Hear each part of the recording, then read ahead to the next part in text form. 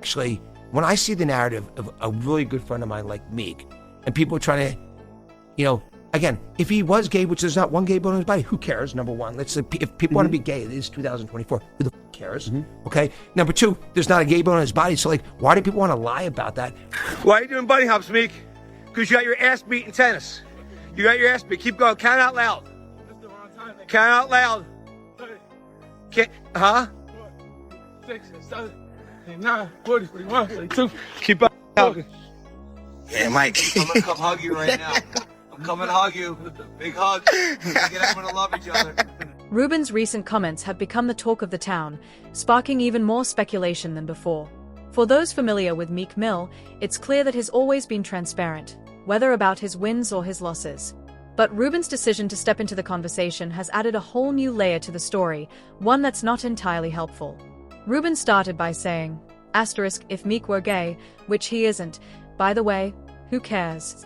However, he didn't stop there, doubling down and insisting that Meek doesn't have a gay bone in his body. He even tried to lighten the mood by joking about a moment when Meek was seen doing bunny hops on a tennis court after losing a match, a playful punishment between friends, according to Ruben. Yet, for fans, his attempts to defend Meek only seemed to add fuel to the fire, leaving the situation feeling even murkier. This isn't just about idle gossip anymore. Ruben's approach to addressing the rumors has stirred strong reactions online. Many are questioning not just the nature of his friendship with Meek but also why he chose to speak so publicly, and personally, about Meek's life. Adding to the controversy, Ruben shifted gears into broader and more sensitive territory, making sweeping statements about the black community and what he described as black hate on black hate. These remarks sparked discomfort and left fans wondering why Ruben, a billionaire, felt it was his place to weigh in on such complex issues in such a public way. It's worth noting that Ruben isn't just another celebrity-adjacent figure. He's the CEO of Fanatics Incorporated, a multi-billion-dollar company dominating the sports merchandise market. He's also known for hosting his exclusive white parties, where he rubs shoulders with A-list stars from across industries. This high-profile lifestyle adds another layer to the intrigue surrounding his friendship with Meek. So, what's really going on here? Is this simply camaraderie between two friends, or is there more to the story? Ruben's comments have blurred the lines and left fans buzzing with questions about the dynamics of their relationship and the motivations behind his very public defense. Party. By the way, this was like this year's Super Bowl party. I was like, when I had many of the owners of the football teams come up and tell me this is better than the game itself, I thought, like, literally, that's what people were saying to me. Right? Yeah. I think what we like to do is bring the right people together in a room and then great things happen. Now you've got to see this clip where Ruben spills the tea about how his girlfriend had an accident at his white party. 50 people coming. We've had some significant accidents at the party over the past 2 years. Okay. The first accident that happened was, I want to make sure I get this right. Charlie D'Amelio sliced Dixie D'Amelio's finger trying to cut a bagel at 3 o'clock in the morning. Okay. That led to several stitches. That was year one's accident. So we actually thought we would be really prepared, and we brought in medical staff for the party, because even though there's 350 people, we had a whole, medical SWAT team there.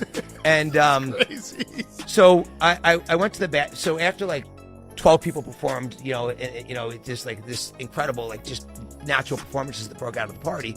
I went to the boys' room. And I knew I was turning 50 this year. And so my 50th birthday was coming a couple weeks up, which was pretty depressing for me. And so Joel Embiid's running out to me, Michael, you got to come here.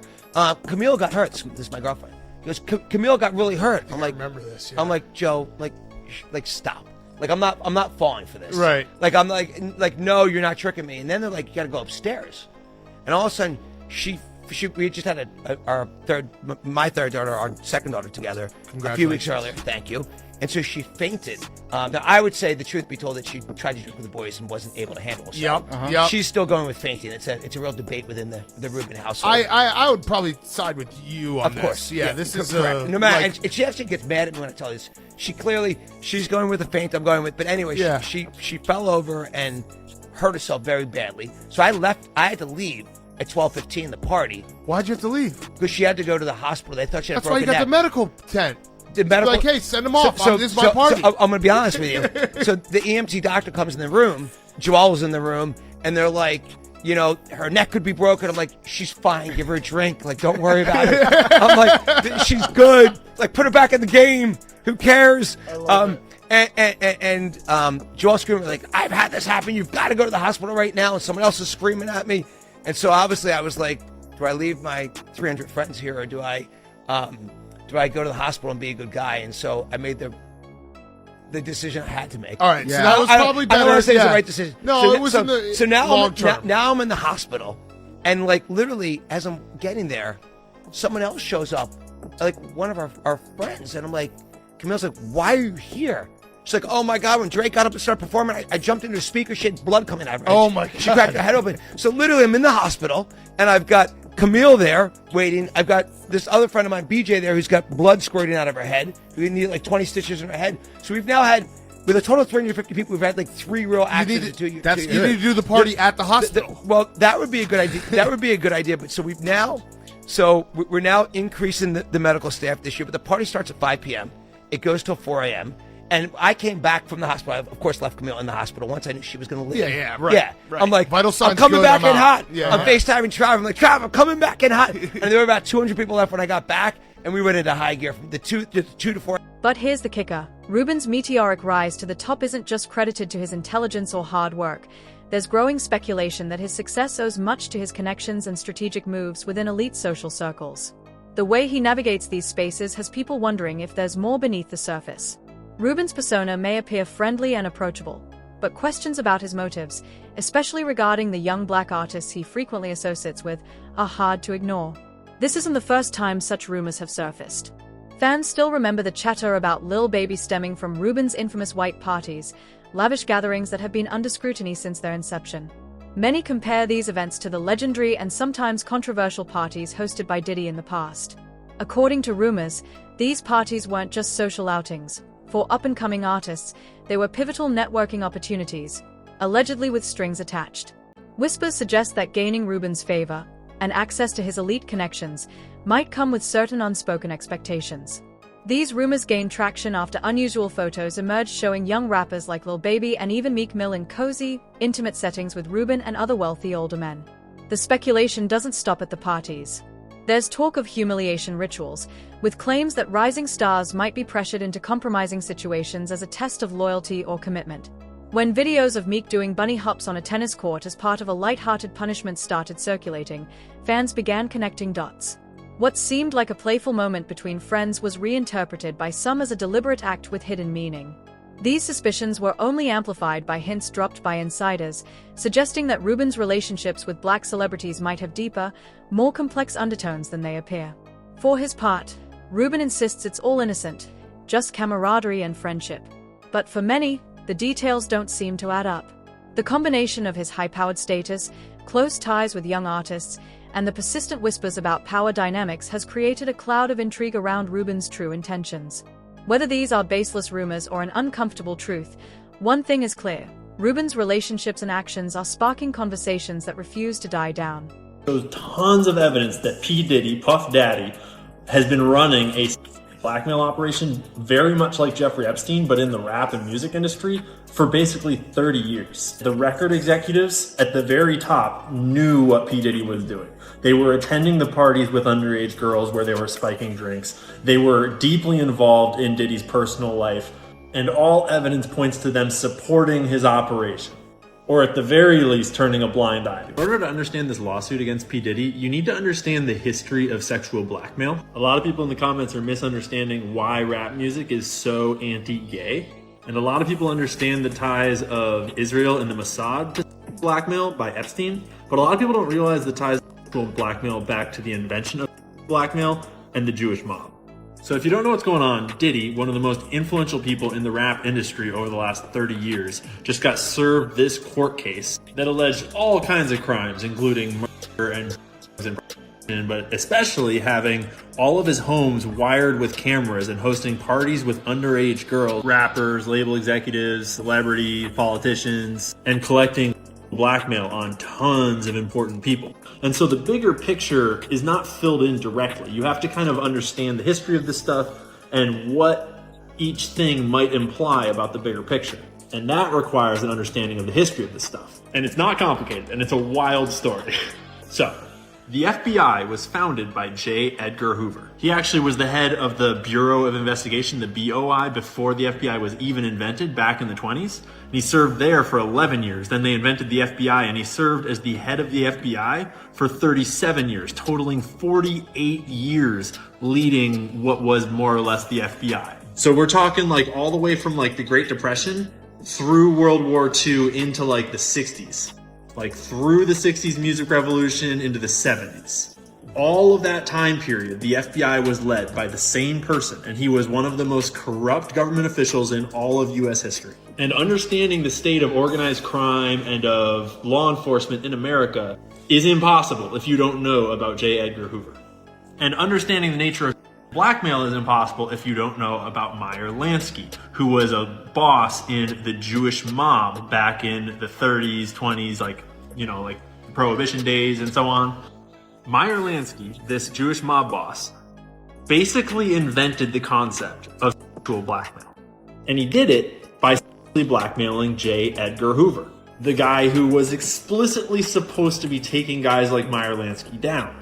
The Wikipedia articles are sanitized, but basically Meyer Lansky had a photo of J. Edgar Hoover using his mouth on his main assistant, Clyde Tolson.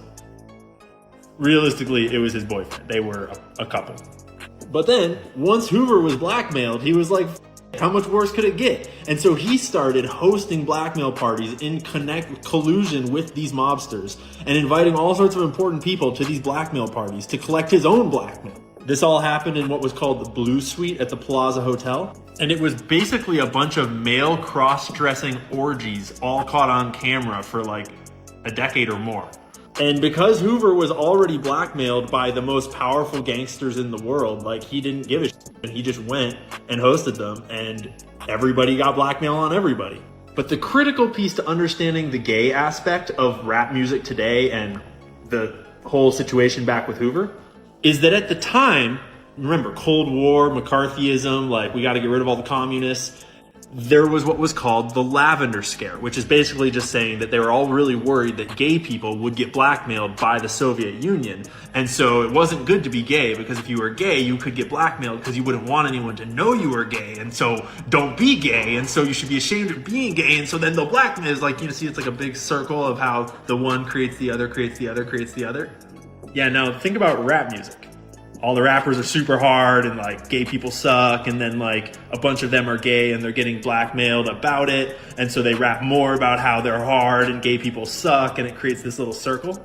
Yeah, the blackmail industry learned early on back in the Cold War that it is much easier to do blackmail in a culture of anti-gayness, because gayness is not wildly uncommon. Lots of people are gay. But the more you can stigmatize it and make it a taboo, the more they have to hide it. And the more easy it is to exploit it when you offer this taboo thing to the people that want it.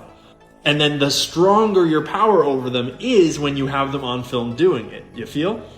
So, back to our boy Diddy, who founded his record label when he was only 24 years old.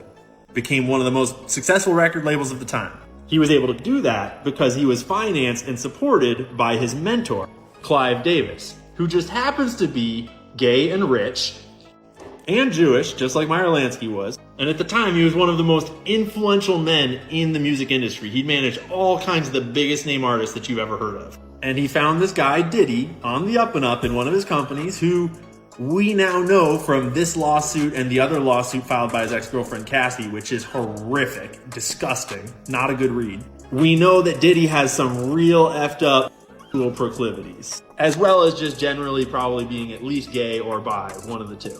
So Clive Davis finds this guy with questionable morals, questionable habits, and ready to go crazy haywire, whatever. Like, he's willing to shoot people. He's willing to launder money. He's willing to do crazy. He's willing to do basically anything. This is just me speculating on Clive here, on his motivations, but Clive mentored Diddy, and Clive brought him up, and Clive elevated him to a record executive by helping him found his label, Bad Boy Records.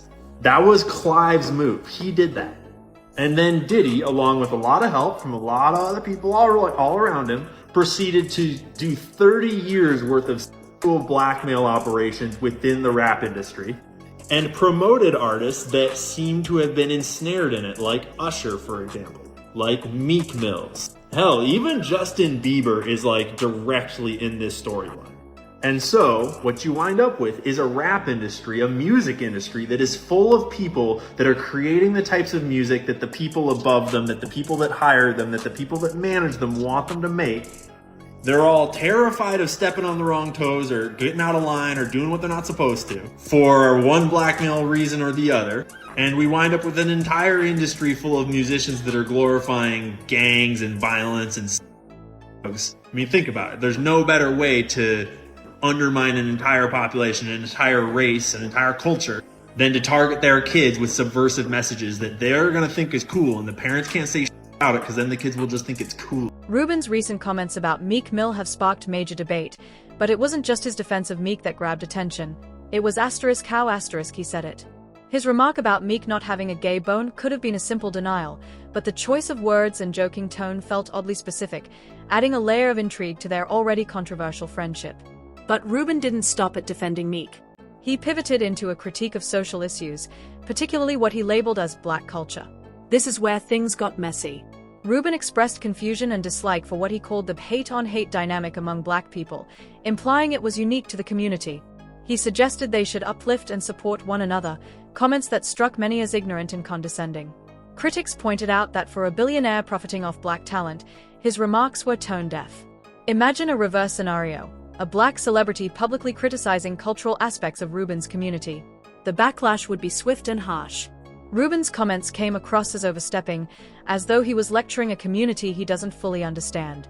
When the backlash hit, Ruben issued an apology, claiming he'd received a call from someone he respected, rumored to be Jay-Z, who told him his remarks were out of line. In his statement, Ruben admitted it wasn't his place to comment on black culture and apologized if his words were taken the wrong way. Yet, the apology felt hollow, more like damage control than genuine regret. What stood out even more was the loyalty rappers like Meek Mill have for Ruben despite his missteps. To outsiders, it seems Ruben operates in these circles without facing the same scrutiny a black entertainer might endure. This raises questions. Are these rappers genuinely close to him, or is their loyalty tied to something deeper, like Ruben's immense influence in the industry? Ruben's power isn't just in music, it spans sports and entertainment. His exclusive white parties have become legendary, attracting celebrities, athletes, and industry leaders. But these gatherings are more than social events, they are career-changing moments. Simply being seen with Ruben can open doors and cement reputations. This level of influence, coupled with whispers of hidden agendas, has drawn comparisons to Diddy's infamous parties. While Diddy's events were lavish, rumors of behind-the-scenes motives lingered. Now, some believe Ruben has adopted a similar formula, but with a more polished, exclusive spin. Fans speculate that Ruben, like Diddy, may hold compromising information about certain celebrities to ensure loyalty. Videos and photos, like Meek doing bunny hops or Ruben's odd comments about Lil Baby, fuel these rumors. Are these interactions just playful moments, or part of a calculated plan to maintain control? Theories about hidden agendas gain traction when considering Ruben's vast wealth and connections. He wields significant influence over young, rising stars, and his exclusive gatherings often feel shrouded in secrecy. Allegations of potential blackmail tactics have even surfaced, drawing parallels to scandals in other industries. 50 Cent hinted at unease with Ruben's influence, posting a jab about a viral photo of Ruben and Lil Baby looking unusually close. His comment felt like a warning, suggesting the music industry has its own hidden rules and dangers for those who get too close to powerful insiders. Still, many artists remain loyal to Ruben. Meek Mill, for instance, continues to stand by him despite criticism. Is this loyalty rooted in friendship, business ties, or something more complex? Ruben's rise from a young entrepreneur to a billionaire insider is remarkable, but his associations with young rappers and these elite gatherings have painted a more controversial picture. For some fans, the wealth and glamour are just the surface, masking a web of influence and control. The parallels between Ruben and figures like Diddy are hard to ignore. Both are accused of using access and leverage to shape careers. Yet, Ruben seems to have refined this formula, becoming a central figure whose favor can make or break artists. The lingering question is why so many rappers stay close to him. Is it ambition, loyalty, or fear of repercussions? Whatever the answer, Ruben's influence remains undeniable, leaving fans and critics alike to wonder what lies beneath his polished public image.